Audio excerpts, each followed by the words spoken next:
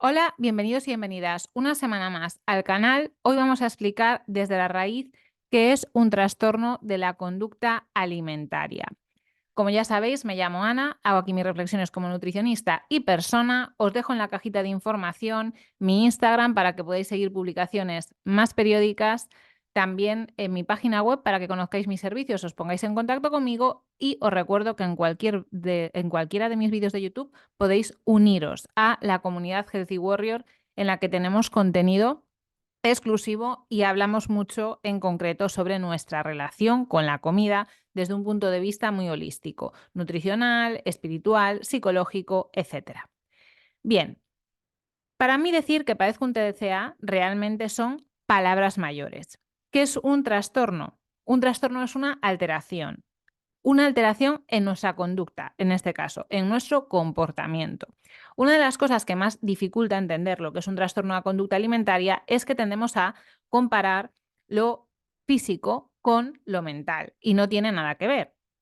Si tú padeces una infección por un virus, un microorganismo, lo que sea, es algo objetivo. Mientras que los trastornos, las alteraciones de nuestra conducta, es un consenso en el que no hay un límite claro, bueno, el que se establece por los expertos, los profesionales, pero no es una realidad objetiva. Por eso es muy importante entenderlos.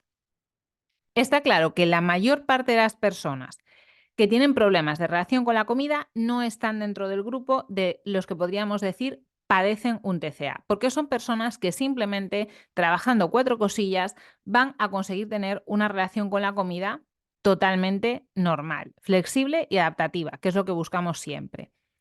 En uno de mis últimos vídeos os hablé de la afluencia del concepto y os adjunté un estudio para que podáis comprobar por vosotros mismos cómo en el ámbito también de las patologías se da este fenómeno. Y es que cada vez el paraguas de la palabra trastorno, de la palabra adicción, es más amplio. Entonces, pequeñitas alteraciones en la conducta ya pueden ser percibidas como trastorno. ¿Esto realmente es algo que nos beneficia? Desde mi punto de vista, no, porque hace que tengamos una etiqueta que nos limita, en vez de invitarnos a conocer cuál es la causa que nos está generando este sufrimiento, que al final es lo importante, ¿no? Tener una vida que no sea desde el sufrimiento, sino que sea desde el bienestar. Os voy a poner un ejemplo en mi persona, que he pasado tanto por trastorno de la conducta alimentaria restrictivo como compulsivo.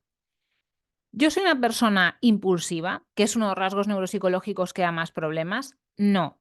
Pero sí que he sido una persona bastante reactiva a determinadas emociones incómodas, sobre todo por motivos de creencias que yo tenía, irracionales, que tengo un vídeo en el canal sobre eso. Pero es súper importante, si tú eres una persona con rasgos de impulsividad, que trabajes eso antes de pensar que lo que tienes es un problema con la comida. Porque si realmente te es imposible transitar la soledad, la ira, la frustración, el aburrimiento, ¿qué más da que sea con comida, que sea comprando cosas en Amazon? Al final lo importante es que tú tienes que aprender a estar ahí, aunque esas emociones sean incómodas, saber qué significan, transitarlas y responder a ellas de forma funcional que hagan que tu vida sea mejor. Y yo os digo que en mi caso, concretamente impulsiva no soy, pero sí que es cierto que mi reactividad, quizá por ser bastante sensible, me ha causado problemas. Y he automatizado que cada vez que me sentía de determinada manera, tenía que salir de ahí. No era capaz de quedarme viviendo ese sufrimiento e intentando buscar una solución que hiciese mi vida mejor. Una cosa que sí me ha traído muchos problemas y a día de hoy la tengo en cuenta siempre es el tema de los rituales. Es decir, que a mí me gusta mucho repetir acciones de una forma concreta. Y si os fijáis, muchos TCAs son rituales. Por ejemplo, masticar y escupir, que es el gran olvidado. O darse atracones y vomitar. Tendemos a ver eso como cosas separadas, pero realmente es todo junto. La persona vive esa experiencia como algo completo y siente placer, siente bienestar, siente seguridad, se siente cómodo cuando lo está haciendo. Su sistema nervioso se lo refuerza muchísimo.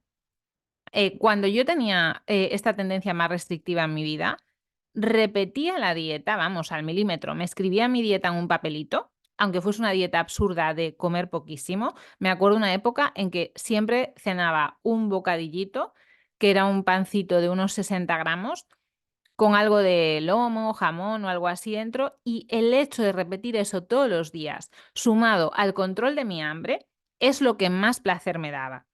Por supuesto que también verme delgada, pero el hecho de que yo disfrutase haciendo la conducta que me daba como resultado estar muy delgada es lo que está en la raíz del problema. Y seguro que si tú eres una persona muy controladora, entiendes lo que te digo, que independientemente del resultado, el hecho de ser capaz de hacer eso y de repetir y de controlar te genera muchísimo placer. Cuando yo me daba atracones, que es una conducta que desde fuera se ve como muy errática porque es algo compulsivo, no os penséis que eran atracones azarosos, estaban bastante programados. Siempre empezaban de la misma manera, comiendo algo que tuviese en casa, probablemente no era mío, pues algo que le robaba a mi padre, un paquete de galletas María Fontaneda o algo así, y tenía las tiendas a las que iba muy claras en mi mente. Me paraba en una pastelería cerca de mi casa y ya compraba siempre mi napolitana de chocolate y unos saladitos, como pastelitos pequeñitos con hojaldre y pues o queso, orégano, lo que sea, por esto de la saciedad sensorial específica, porque intuitivamente tú vas alternando dulce y salado para no aburrirte de comer y poder comer mucha cantidad. Después me paraba en una tienda de unos asiáticos y compraba un Kit Kat y golosinas, pues una nube, unas regalices, y me iban dando ya a comprar la cantidad de comida ingente que me iba a llevar a mi casa, pues en un supermercado, en tiendas más grandes, pasteles, si ya tenía mucho ese día el capricho de que quería tener mi bandeja de pasteles en casa. Es decir, que no siempre es paso por delante de una tienda y de repente clic. No, hay atracones que están bastante programados. Es decir, sí que existe una conducta ritualística detrás de eso y que tú sabes que vas a sentir mucho placer cuando lo hagas. Además, es un placer anticipatorio muy grande, ese subidón de adrenalina. Y después, cuando lo estás haciendo, por supuesto, ¿no? Pues de ir comprando y comiendo esos alimentos. Respecto a otro tipo de rasgo de personalidad que yo tengo y que está detrás de esas conductas que hacía en el pasado, está la obsesividad. Y Ana, ¿tú eres una persona muy obsesiva? Pues sí. ¿Y qué significa exactamente ser obsesivo? Pues que tiendes a restringir mucho el foco de tus intereses. Vamos, yo estos 18 años, con tal de comer poco, estar delgada y sacar buenas notas, es que a mí lo demás me da igual. Os lo digo así de claro. Y muchos pensaréis, pero Ana, pero tus amigos, es que me daba igual. Os lo tengo que reconocer. A día de hoy, como ya he hecho ese trabajo introspectivo de entenderme, aceptarme, trabajarme, no me importa. Y tengo muchos pacientes en consulta que me lo dicen constantemente. Es que me siento muy identificada con lo que cuentas en tus vídeos porque yo soy así. Y de hecho, ante determinados agentes estresores o circunstancias especiales, como cuando estuvimos en el confinamiento encerrados en casa, yo volví a repetir esas conductas. Yo estaba en mi casa comiendo poquísimo, haciendo una dieta, entre comillas, muy restrictiva, porque la dieta keto que combinaba con ayunos, estaba apuntada a clases de entrenamientos online, estaba con Leila y Atos y literal que no necesitaba nada más. O sea, yo era como Clint Eastwood en El Gran Torino, ¿sabes? O sea, ¿qué tramáis morenos? Pues no sé, yo estaba en mi casa y me sentía la reina del mundo. Toda la gente que si quiero salir, que si cuándo podré ir a un bar, que... Y a mí que me daba igual todo. Eso no es algo que se elige, eso es tu forma de ser, con la que tú has nacido y que te va a permitir apalancarte para disfrutar de determinadas conductas y eso no le va a pasar a todo el mundo. Por eso, si tú no lo conoces y no trabajas ese aspecto más distal, es muy difícil que como tú te relacionas con la comida puede cambiar o con otras cosas. Ya os lo he contado muchas veces en personas que someten a cirugía bariátrica, personas obesas, no estoy diciendo que la obesidad sea un trastorno de la conducta alimentaria, se observa que ellos pierden peso porque les han rajado la mitad del aparato digestivo, pero desarrollan muchas veces pues conductas disfuncionales como la adicción al juego, porque no hay un trabajo en esa mente. Simplemente hay, pues bueno, si te molesta lo que ves, arráncate tus ojos, como dirían en la Biblia o algo así, ¿no? Y eso no es ir a la raíz de las cosas. Por eso la gente cuando hace dietas durante toda su vida y siente que siempre ha estado dieta y no le funciona, lo que tiene que hacer es cambiar el chip. No pareces un trastorno de conducta alimentario como tal, pero es un dietante crónico, que es una desgracia. Porque yo, por ejemplo, sí considero que soy una persona que controla su alimentación, pero es algo que me genera muchísimo bienestar. porque yo digo, sí, controlo mi alimentación, pero a cambio de eso tengo un cuerpo en el que me siento a gusto, disfruto de comer saludable y no veo ningún problema. ¿M? La cuestión es cuando tú estás haciendo dieta sin entender lo que estás haciendo, no obtienes resultados y al final te acabas comprando discursos que no te llevan a ningún sitio. Otro rasgo de personalidad que da muchos problemas y que yo también tengo, o sea, que estoy aquí en plan, Ana busca esposo y no lo va a encontrar nunca, por esto de psicoanalizarse en público, pero es lo que hay, pues la evitación, ¿vale? Sabéis que en psicología se utiliza mucho la metáfora del elefante en la habitación, como hay un elefante en la habitación, pero yo puedo hacer como que no está ahí. Pues bueno, mi mente tiene un máster en eso. Yo, además, se mezcla ser evitativa con ser obsesiva, con lo cual, si me centro mucho ya en mi dieta y en mi peso, pues que lo demás llega a un punto que, si ya me importa poco gracias a la obsesión, pues le sumas la evitación y ya es que se puede morir el resto del universo y yo me quedo como Will Smith en Soy Leyenda con su perrito, yo con mis gatos y soy feliz. Literal, es así. He tenido momentos en mi vida con problemas que me están generando mucho sufrimiento, pero mi mente es capaz de evitarlos porque le cuesta tanto ese conflicto, que se junta también un poco con lo de ser una persona muy sensible, ¿m? Pocas habilidades sociales quizá también, que aunque tengas algo que te está molestando con tu pareja, con tus amigos, en tu trabajo, tú decides apartarlo de tu vida, te sigues centrando en lo tuyo, sacas tu felicidad de ahí y claro, llega un momento que eso explota. Y algo que suele pasar es que no puedes tener vínculos sanos, porque como tú no trabajas tus vínculos, no le das una oportunidad a otra persona que sepa cómo te sientes, pues cuando le dices, mira, es que me pasa esto, pero es que me pasa esto, que ya llega a un punto que se ha hecho la bola de nieve tan grande que me da igual lo que hagas y lo que me digas, que es que yo ya no me puedo llevar contigo. De hecho, me ha pasado con muchas personas que es que no las puedo ni mirar a la cara, porque mi emoción, es que me han hecho tanto daño, aunque sea de forma inconsciente, que yo ya no puedo tener un vínculo con ellos.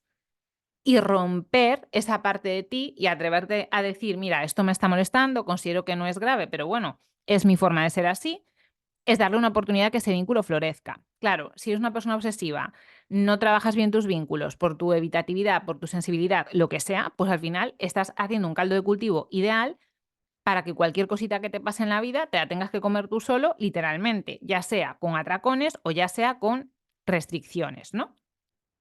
Al final tu cerebro crea tu realidad, esto es así, y por eso me parece fundamental que se insista más en tenemos que ir a lo distal, tendremos que conocer cómo somos e ir regulando un poquito nuestra conducta para que no nos acabe dando problemas. Tu fin no es comer de una manera determinada, ni tener la relación con la comida que tengo yo, ni ninguna nutricionista del universo, sino tener una relación con la comida que a ti te haga sentir bien y punto, ¿vale? Porque no es la conducta, es como a ti te hace sentir eso, como de adaptativos en tu vida lo que tú estás haciendo.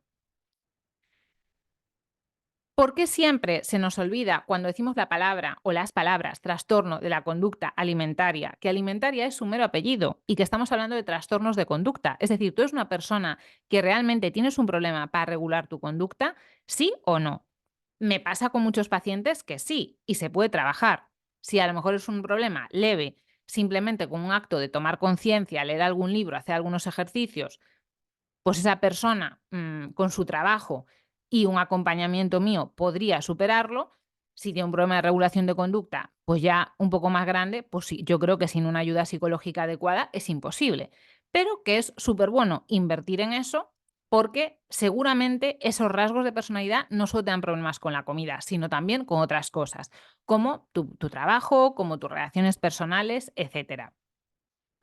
Y me molesta mucho que se olvide que esto es un trastorno de conducta y se centre todo en la alimentación, porque a raíz de ahí es cuando te venden el curso de mindful eating, de antidieta, y para mí eso lo que hace es daño a las personas. Primero porque cuando tú tienes un problema de regulación de conducta alimentaria, sí necesitas una dieta. Deberíamos de partir de la base de que todo el mundo tiene una dieta. Te des atracones, mastiques y escupas o te restrinjas, tienes una dieta, que es la dieta que tú sigues. Tu problema es el concepto que tienes de dieta o que te están vendiendo algo que no sé cómo puede funcionar, ¿no? Siempre os pongo el ejemplo del sueño. Tú tienes un problema de insomnio y le vas a decir a alguien, tú mira, pues escucha tu cuerpo. Cuando tengas sueño te acuestas y cuando te quieras despertar te levantas. Nunca se va a regular porque internamente necesitamos tener un match entre lo que nuestra propia fisiología, los ciclos circadianos van haciendo y los estímulos externos que le damos a nuestro cuerpo, igual que los niños, y nuestro aparato digestivo es muy sensible a eso. Comer más o menos a unas horas, tener una estructura clara de tu alimentación, en un mundo en el que hay muchas opciones alimentarias, es fundamental para que cualquier persona, y sobre todo una que tiene problemas con relación con la comida, coma. Por eso de intuitivo, más o menos sano, las cosas que son muy difusas no van a ayudar en un momento en el que tú estás teniendo problemas para regularte. Y el tema del mindful eating, que estoy totalmente de acuerdo, y en mi comunidad hablo muchísimo de defusionarse de los pensamientos, de la toma de conciencia, de que el momento que existe es ahora, de que solo puedes cambiar lo que reconoces. Por supuesto que sí, pero es que eso tiene que ser una filosofía de vida en todo, no relacionada con la comida. ¿Cómo le voy a decir a una persona que en el momento en el que se pone a comer, que a lo mejor es media hora que tiene en el trabajo, que mastique las 50 sombras de Grey, su filete, ¿vale?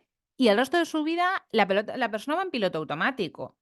Tendremos que revisar sus creencias, tenemos que revisar cuál es su forma de interpretar la realidad y no ir directamente a decirle que tiene que masticar 50 veces, que eso es imposible y asqueroso desde mi punto de vista. Con lo cual siempre es eso, ¿no? Como estamos centrando mucho el foco en lo proximal y nos olvidamos de ver de dónde viene esto. Desde luego que victimizarnos, que es algo que también está muy de moda hoy en día, esto de la fragilidad, ¿no? Aunque también hay respuestas a esto, como de los libros de Taleb, del antifrágil, el estoicismo, que creo que tampoco hay que irse a ese extremo, pero sí que tener pues, un mínimo de criterio para llegar al punto de aceptar que ningún trastorno va a ser una amapola silvestre, ¿vale? Si tú no plantas una semillita, es imposible que crezca de ahí una flor. Cuando tengas algo en tu vida que te está molestando, pues mira dentro de ti qué es lo que está pasando. Porque si no asumes esa responsabilidad, es imposible que cambies. Porque estás siendo una víctima del sistema. ¿Qué hago? Me quito las cuentas, solo escucho a la nutricionista que habla de antidieta. No, es que lo que tienes que hacer es conocerte a ti mismo y que tengas herramientas para que tú te desarrolles y seas como tú quieres ser y lo que encaja con tus valores, lo que encaja con tus proyectos vitales. Y eso va a ser totalmente distinto de lo que encaja con lo mío. Y está genial, porque solo nos vamos a sentir bien siendo nosotros mismos. Y ese es el discurso que creo que habría que aplicar más y no tanto el de igualarnos a todos por el mismo rasero desde la victimización. Todas las personas hemos intentado adelgazar alguna vez en nuestra vida, todas las personas hemos vivido conductas alimentarias en nuestra casa cuando éramos pequeñitos que quizá no eran las más adecuadas porque nuestros padres no tenían formación sobre esos, porque ellos también tienen sus propias mochilas emocionales. Y mira, no todo el mundo se da tracones ni todo el mundo se vuelve anoréxico. Si tú llegas a tener esos trastornos, es por algo tuyo, que está genial que reconozcas los orígenes y de hecho yo siempre he hablado mucho de esto, de los padres, del apego que tú has vivido, de las dinámicas que había en tu familia, de los rasgos que has heredado genéticamente. Y si os fijáis, de eso no se habla. Ah, es que los padres también son víctimas. Sí, perfecto, pero ¿cómo me han educado mis padres? ¿Cómo me han enseñado a comer? ¿Cómo me han enseñado a relacionarme? ¿Cómo me han hablado de mi cuerpo? ¿No? Todas estas cosas tienen mucho que ver y a lo mejor más que las redes sociales, porque es lo que tú ves en tu casa todos los días. Entonces, estamos a veces como edulcorando, ¿no? El discurso. No vamos a hablar de los padres, no vamos a hablar de cómo es esta persona. Y la realidad, cuando tú estás en consulta, es que no es solo la comida lo que le pasa a la persona, son muchas otras cosas. De hecho, en todos los modelos explicativos de los trastornos de la conducta alimentaria, en cualquier estudio que leáis, vais a ver que hay factores que son predisponentes, precipitantes y mantenedores de esos trastornos de la conducta alimentaria. La comida es una herramienta que tenemos ampliamente disponible y que es mucho más funcional desahogarse con comida que desahogarse pues, con alcohol o con otras sustancias que ya serían muy problemáticas. Entonces, dentro de lo que cabe, si tú estás gestionando tu vida con la comida, pues tampoco estás en algo tan disfuncional. De hecho, dudo mucho que haya alguna persona que nunca, nunca, nunca se le haya ido la mano con la comida. Yo recuerdo que a mi abuela, cuando intentaba contarle mis atracones brutales, ella decía, pero bueno, pero yo también me he comido media caja de bombones de vez en cuando. Pues mi abuela me estaba confesando sus pérdidas de control con la comida, que eran mucho más adaptativas con la mía que la mía, pero sí que eran pérdidas de control. Y digamos que es como el trasfondo, como los pozos que hay detrás de los trastornos de la conducta alimentaria y de los que nunca se habla. Siempre se pone el foco en esa victimización. Las dietas son el problema, la cultura de dieta es el problema. Para mí, mi trastorno de la conducta alimentaria peor fueron los atracones. ¿Y yo qué voy a pretender? ¿Que cierren todas las pastelerías del mundo? Porque como soy una persona vulnerable, cuando pasaba por delante de una pastelería me daba un atracón. No. Pues lo mismo pasa cuando es un trastorno que lo identificas más como esos detonantes, pues tu infoxicación, el no saber qué hacer, el compararte. Es que esas son cosas que tienes que trabajar contigo misma y no verlas como, no, es que esta partecita, no, tu cerebro no funciona así. O sea, tu sistema de recompensa, que lo estudiaremos más adelante, sirve para la comida y sirve para todo. Y lo que tienes que hacer es entender qué tendencia tiene el tuyo y el de estrés y de evitación, y no pensar que, bueno, que la cultura de dieta es lo que tiene la culpa de todo, ¿no? Porque además eso te implica, tiene como implicaciones, como consecuencias que no conectes realmente con tus necesidades. Porque yo sí he pasado por la restricción, sí he pasado por el atracón, pero sigo siendo una mujer a la que le gusta verse bien en su cuerpo y que tiene esa creencia y esa forma de vivir, de cuidarse, digamos, más tradicional. Y no me sentiría bien si no tuviese un cuerpo en el que yo estuviese cómoda. Entonces, nunca acabaría de encajar en esas culturas antidieta, en esas culturas body positive que se llevan ahora, porque no es con lo que yo comulgo. Si es con lo que tú comulgas y te hace sentir bien esas creencias y esas conductas, pues adelante. Pero aunque tú seas una persona que te preocupa tu imagen corporal, que te preocupa tu dieta, que te preocupa tu salud, por supuesto que puedes mejorar tu relación con la comida simplemente conociéndote y aprendiendo a regular algún tipo de rasgos. Lo que nunca podemos hacer es partir de la vulnerabilidad, sino que partimos del empoderamiento, de yo soy responsable e igual que mi mente puede crear cosas que me hacen daño, mi mente puede crear cosas maravillosas que me expanden. Y en el momento en el que yo decido mirar hacia adentro y trabajarme, mi realidad va a ser diferente. Así que espero que en este resumencito te haya quedado claro la esencia de los trastornos de la conducta guión alimentaria y nos vemos la semana que viene.